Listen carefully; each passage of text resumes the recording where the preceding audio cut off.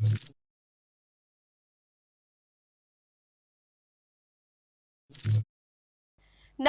હું છું પ્રિયા અને તમે જોઈ રહ્યા છો જનતા કી જાણકારી ન્યૂઝ।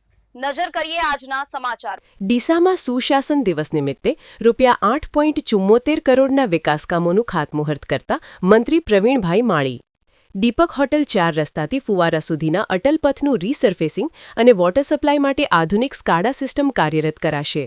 ભારત રત્ન સ્વ અટલ બિહારી વાજપેયીજીના જન્મજયંતિ અને સુશાસન દિવસની ઉજવણીના અવસરે ડીસા નગરપાલિકા દ્વારા શહેરના વિકાસને વેગ આપતા કરોડો રૂપિયાના કામોનું ખાતમુહૂર્ત કરવામાં આવ્યું હતું।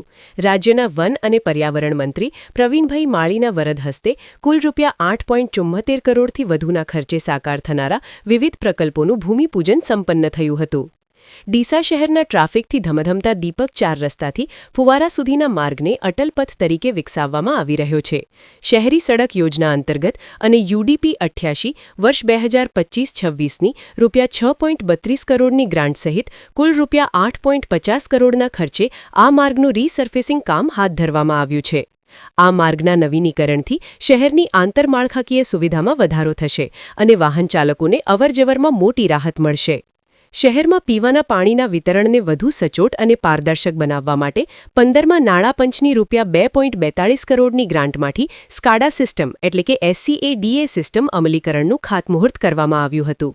આ આધુનિક ટેકનોલોજી દ્વારા પાણીના સપ્લાયનું ડિજિટલ મોનિટરિંગ કરી શકાશે, જેનાથી પાણીનો બગાડ અટકશે અને સમાન વિતરણ સુનિશ્ચિત થશે। આ પ્રસંગે ડીસા નગરપાલિકાના પ્રમુખ નીતાબેન નિલેશકુમાર ઠક્કરની પ્રેરક ઉપસ્થિતિ રહી હતી। કાર્યક્રમમાં ઉપપ્રમુખ શૈલેષભાઈ રાયગોર, મુખ્ય અધિકારી ચંદ્રકાંત દેસાઈ સહિત પાલિકાના સદસ્યો અને શહેરના અગ્રણીઓ ઉપસ્થિત રહ્યા હતા।